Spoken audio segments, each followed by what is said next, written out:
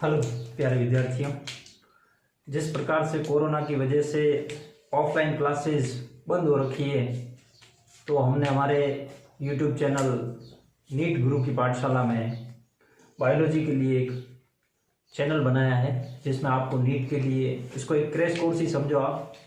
जो नीट 26 जुलाई को जो आयोजित हो रही है, जिसमें अभी करीब करीब 2 महीना बचा है, तो 2 महीने में अपन पूरी बायोलॉजी को यहाँ पे कवर कर सकते हैं। तो उसमें अपन पहले शुरुआत करेंगे नर्वस सिस्टम की आज। तो आप रेगुलरली चैनल से जुड़े रहे, आपको पूरी बायोलॉजी यहाँ पढ़ाई जाएगी। नर्वस सिस्टम की अपन बात करेंगे तो क्यों पढ़ना है अपने को, ये सबसे पहली बात तो ये हर साल लगभग नीट में 1 से 2 क्वेश्चन नर्वस सिस्टम से आते हैं। ठीक है, हमारी बॉडी में एक सिस्टम होता है जिसे बोलते हैं इंटीग्रेटेड सिस्टम, हिंदी में कहें तो समन्वय तंत्र। समन्वय तंत्र के अंतर्गत 2 प्रकार के सिस्टम आते हैं, एक है नर्वस सिस्टम और दूसरा है एंडोक्राइन सिस्टम। नर्वस सिस्टम मतलब तंत्रिका तंत्र, एंडोक्राइन सिस्टम मतलब अंतःस्रावी तंत्र। ठीक है, नर्वस सिस्टम क्या होता है? पॉइंट टू पॉइंट कनेक्शन होता है। पॉइंट टू पॉइंट कनेक्शन बोले तो एक दूसरे से जुड़े हुए तंत्रिकाएं होती है जो आपस में जुड़ के संदेश को ले जाती है।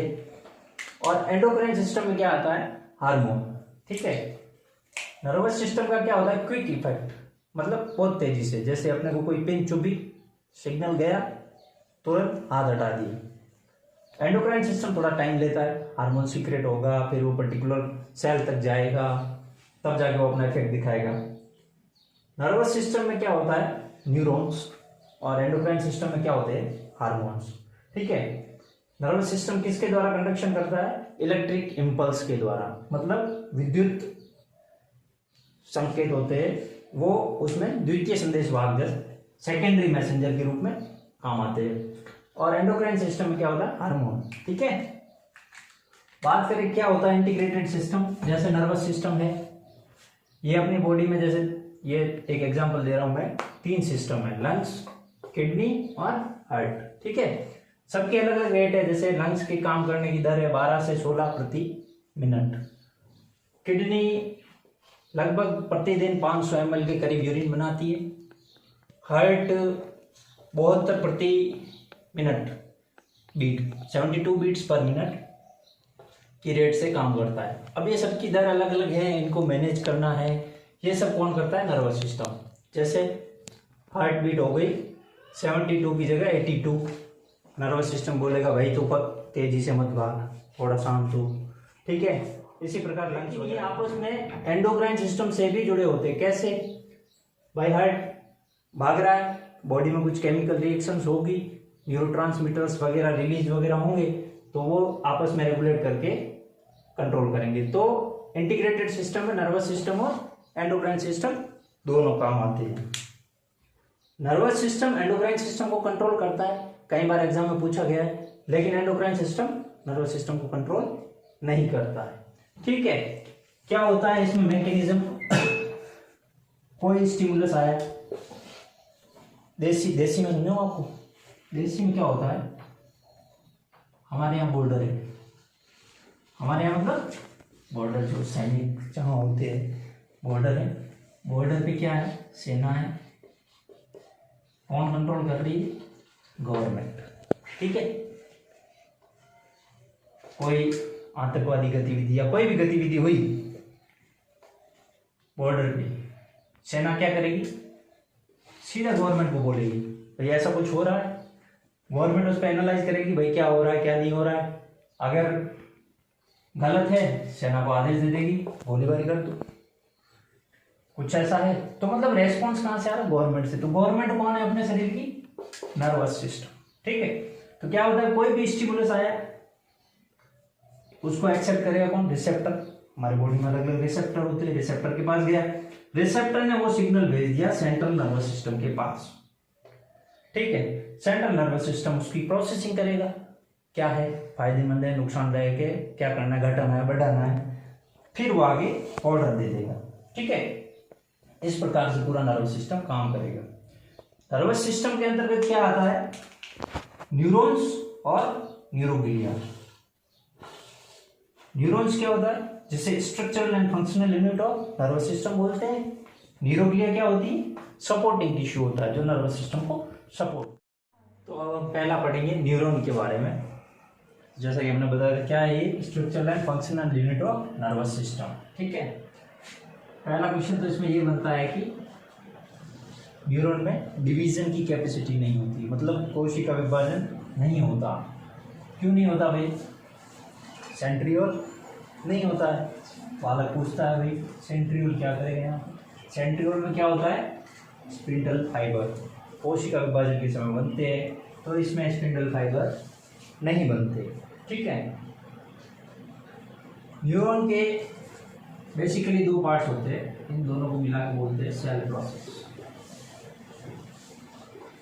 एक होता है सेल प्रोसेस, दूसरा होता है साइटोन। सेल प्रोसेस दो होते हैं, एक्सोन और डेंड्रोन। साइटोन इसको पेरिकैरियन भी बोलते हैं, सोमा भी बोलते हैं। बच्चा कहता है मेरे को तो एक नाम भी याद नहीं होता सर, आप तीन तीन नाम बता रहे, क्या करें, याद करना पड़ेगा। ठीक है, अब न्यूरॉन की स्ट्रक्चर अपन देखें अगर तो कुछ इस प्रकार से होती है। अपन ने देखा भी होगा, कई बार किताबों में छाप देते हैं एज इट इज। तो इसमें ये आगे वाला जो पार्ट है उसको बोलते हैं साइटोन, वहीं पेरिकैरियम जो भी आगे सोमा। ठीक है, ये आगे कुछ तीर वीर लग रहे हैं, अभी ताजी ताजी रामायण देखी होगी आपने तो तीर के निशान याद ही होंगे। तो ये इसको बोलते हैं अपन डेंड्राइट्स। ठीक है, ये जो सिंगल होता है इसको बोलते हैं एक्सोन। ठीक है, साइटोन के अंदर क्या होता है, न्यूक्लियस।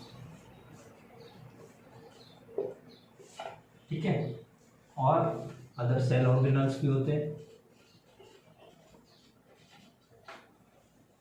इनमें से दो चीजें खास है, मैं आपको दिखाऊं। एक होता है निजल्स ग्रेन्यूल और एक होता है न्यूरोफाइबर। ठीक है, निजल्स ग्रेन्यूल से पूछो आप कि भाई कौन है तू, ये बताएगा कि मैं हूं राइबोसोम और एंडोप्लाज्मिक रेटिकुलम। सेल वाले पोर्शन में पढ़ेंगे अपन राइबोसोम और एंडोप्लाज्मिक रेटिकुलम के बारे में। तो भाई रिजल्ट से पूछा अपन ने कि भाई तेरे में राइबोसोम और एंडोप्लाज्मिक रेटिकुलम है, तो तू काम क्या करता है। तो ये बोलेगा भाई कि राइबोसोम है तो मैं प्रोटीन सिंथेसिस करता हूँ। ठीक है, ये सारे क्वेश्चन है कि निजल ग्रेन्यूल कहाँ होते हैं, तो साइटोन वाले पोर्शन में होते हैं। इसके साइटोप्लाज्म को क्या बोलते हैं, न्यूरोप्लाज्म। ठीक है, न्यूरोप्लाज्म में निजल ग्रेन्यूल्स होते हैं, जिसमें क्या होता है राइबोसोम और एंडोप्लाज्मिक रेटिकुलम प्रोटीन सिंथेसिस का काम करता है। अच्छा, और क्या बोलते हैं भाई तेरे को आस पड़ोस वाले, तो ये कहेगा भाई मेरे को ट्रिगोड बॉडी भी कहते हैं। अच्छा, ट्रिगोड बॉडी कहते हैं। तेरे दुश्मन कौन कौन है भाई, तो ये बोलता है मैं एक्सोन के घर में नहीं जाता, मतलब एब्सेंट इन एक्सोन। ठीक है, दूसरा होता है न्यूरोफाइब्रिल। क्या होते हैं न्यूरोफाइब्रिल, माइक्रोफाइब्रिल होते हैं, और क्या काम आते हैं, कंडक्शन ऑफ इम्पल्स के कंडक्शन में काम आते हैं। ठीक है, इतनी रामायण थी साइटोन सेल बॉडी के बारे में। अब इससे आगे यहां से शुरू होता है एक्सोन। तो ये पोर्शन क्या होगा, एक्सोन हिलॉक बोलते हैं इसको। एक्सोन हिलॉक क्या होता है, एरिया जहां से एक्सोन ओरिजिनेट हो रहा है, एक्सोन के इम्पल्स यहां से ही कंडक्ट होते हैं। ठीक है, एक्सोन बोल दिया इसको, तो इसकी मेम्ब्रेन को क्या बोलेंगे, एक्सोप्लाज्म। ठीक है, इसके ऊपर ये कुछ स्ट्रक्चर आपको दिख रही है, इनको बोलेंगे स्वान सेल। ये क्या है, ऐसा है जैसे ये कोई न्यूरॉन है तो इसके ऊपर ऐसे, इसके ऊपर ऐसे ये सेल्स अरेंज है जिनको अपन बोलेंगे स्वान सेल। अब ये डायग्राम कुछ ऐसा है, जैसे ये स्वान सेल है, इसको अपन ऐसे काट दिया क्रॉस सेक्शन में, तो ये उंगली तो दिखेगी नहीं पूरी, ऐसे दिखेगा ये, तो वो वाला पोर्शन है ये स्वान सेल है। एक्सोन में अपन ने क्या पढ़ा था, डीजल ग्रेनुल होते नहीं है। न्यूरोफाइब्रिल से पूछे भाई तेरी क्या स्थिति है, मतलब मैं तो कूट कूट के भरा हूँ, ठीक है। ये क्या है, न्यूरोफाइब्रिल, ठीक है। स्वान सेल हो गई, न्यूरोफाइब्रिल हो गया। अच्छा, स्वान सेल कुछ केमिकल सीक्रेट करता है जो कि फॉस्फोलिपिड, किसके, फॉस्फोलिपिड के, इनको क्या बोलते हैं, स्फिंगोमाइलिन, ठीक है। ये हो गया। स्वान सेल वाली लेयर को क्या बोलते हैं, न्यूरिलेमा, न्यूरिलेमा। तो अब एक्सॉन की कवरिंग कितनी हो गई, 3 लेयर की, 3 लेयर कवरिंग। 3 लेयर कवरिंग में क्या क्या आ गया, पहली क्या थी, एक्सोप्लाज्म जो भरा हुआ है वो कौन सी लेयर है, एक्सोलेमा, ठीक है, ये वाली एक्सोलेमा। ये वाली क्या है, न्यूरिलेमा। बीच में ये जो लेयर बन गई ये क्या है, स्फिंगोमाइलिन, स्फिंगोमाइलिन, ठीक है। ये 3 लेयर की कवरिंग है। इसको क्या बोलेंगे अपन, जो स्फिंगोमाइलिन वाली लेयर है इसको बोलेंगे माइलिन शीथ, ठीक है, माइलिन शीथ बोलेंगे। यहां तक देखा अपन ने। उसके बाद ये अपने को कुछ आधे टेढ़े पाइप टाइप कुछ दिख रहा है ऐसा, ठीक है। ये पाइप टाइप जो है इनको बोलते हैं एक्सोन टर्मिनल, एक्सोन टर्मिनल, ठीक है, एक्सोन टर्मिनल बोलते हैं। आर्बोराइजेशन भी बोलते हैं इसको, ठीक है। अब इनके आगे कुछ डब्बियों टाइप दिख रहा है, जैसे वोरन टाइप दिख रहा है। ये क्या है, साइनेप्टिक नोड, बटन जैसा दिख रहा है। साइनेप्टिक नोड के अंदर क्या है, ये छोटी छोटी वेसाइकल्स है। अब साइनेप्टिक नोड के अंदर है तो इसको बोलेंगे साइनेप्टिक वेसाइकल। इनके अंदर क्या भरा होता है, न्यूरोट्रांसमीटर, केमिकल भरा होता है न्यूरोट्रांसमीटर। न्यूरोट्रांसमीटर के बारे में अपन आगे पढ़ेंगे। एक प्रकार की केमिकल है जो एक न्यूरॉन से दूसरे न्यूरॉन में इंपल्स को कंडक्ट करते हैं, ठीक है। अब इनका नाम सिनेप्टिक नोड इसलिए क्योंकि अब ये एक पूरा न्यूरॉन है, इसके बाद ऐसा फिर दूसरा जुड़ेगा तो बीच में सिनेप्स बन जाएगा। सिनेप्स में 2 न्यूरॉन के बीच में गांठ, इसलिए इसको ये बोलते हैं सिनेप्टिक नोड, ठीक है। अब इसमें देखो आप, एक पोर्शन है एक्सोन, एक है साइटोन। और एक्सोन और डेंड्रोन में थोड़ा अपन डिफरेंशिएट कर लेते हैं।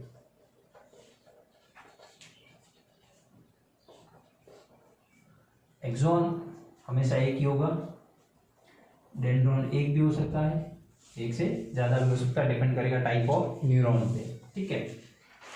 अब देखो डेंड्रोन में सिग्नल कैसे आएगा, यहां से आएगा टुवर्ड्स द सेंटर, इसलिए इसको क्या बोलते हैं, सेंट्रीफ्यूगल या सेंट्रीपिटल बोलेंगे, फ्यूगल नहीं बोलेंगे, सेंट्रीपिटल, ठीक है। हिंदी में बोले तो अभिकेंद्रीय कंडक्शन होगा और एक्सोन के से बाहर की तरफ जाएगा, इसको बोलते हैं सेंट्रीफ्यूगल कंडक्शन, ठीक है। ये टैपरिंग टाइप है, जैसे नहीं होता गाजर मूली में, वैसे टैपरिंग एंड होते हैं इसके। और ये यूनिफॉर्म एक जैसा होता है, सॉरी ये उल्टा हो गया, ये यूनिफॉर्म होता है और ये टैपरिंग। तो आज इतना ही पढ़ेंगे इस लेक्चर में। तो राजा बेटा थोड़ा सा शॉर्टकट में समराइज कर ले इसको। तो आज अपन ने क्या क्या पढ़ा, नर्वस सिस्टम, एंडोक्राइन सिस्टम, दोनों क्या बोलेंगे, इंटीग्रेटेड सिस्टम। नर्वस सिस्टम में क्या क्या आता है, न्यूरॉन और न्यूरोग्लिया। न्यूरोग्लिया है सपोर्टिंग सेल और न्यूरॉन है structural and functional unit. Neuron में अपन ने क्या क्या पढ़ा, दो पार्ट होते हैं, सेल प्रोसेस और साइटोन। सेल प्रोसेस एक्सॉन और डेंड्रॉन। एक्सॉन हमेशा एक होगा, यूनिफॉर्म होगा। डेंड्रॉन टेपरिंग टाइप होगा, एक भी हो सकता है, एक से ज़्यादा भी हो सकता है। उसके बाद साइटोन में क्या होता है, जो साइटोप्लाज्म होता है इसको उसको बोलते हैं न्यूरोप्लाज्म। ठीक है, न्यूरोप्लाज्म में क्या क्या होता है, सेल ऑर्गेनल्स होते हैं, उनमें से दो स्पेसिफिक मैंने बताया आपको, निजल्स ग्रेन्यूल और न्यूरोफाइब्रिल। निजल्स ग्रेन्यूल क्या है, राइबोसोम और एंडोक्राइन रेटिकुलम है, प्रोटीन सिंथेसिस करते हैं, ट्रिगर्ड बॉडी भी बोलते हैं उनको। किसमें एब्सेंट होते हैं, एक्सॉन में।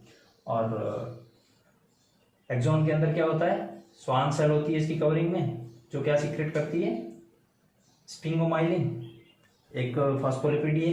अच्छा एक चीज और,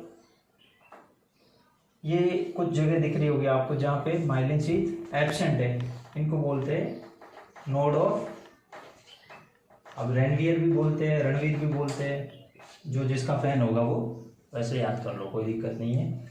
ठीक है, उसके बाद ये एक्सॉन टर्मिनल है, जिसमें क्या होती है, सिनेप्टिक नोब होती है, जिसके अंदर वेसाइकल होती है, उसमें केमिकल होता है, उसको क्या बोलते हैं, न्यूरोट्रांसमीटर। ठीक है, न्यूरॉन सेल डिवाइड नहीं करती क्योंकि इसमें सेंट्रियोल नहीं होता। ठीक है, अगले लेक्चर में अपन पढ़ेंगे इम्पल्स कंडक्शन कैसे होता है, और उसके बाद CNS, PNS, ब्रेन, बेजी, खोपड़ा सब पढ़ेंगे अपन। ठीक है, अगर आपको ये लेक्चर अच्छा लगा हो तो हमारे चैनल लीड गुरु की पाठशाला को सब्सक्राइब करें। ठीक है, और अधिक वीडियो संबंधित लेक्चर्स वगैरह देखने के लिए बेल आइकन को प्रेस करें।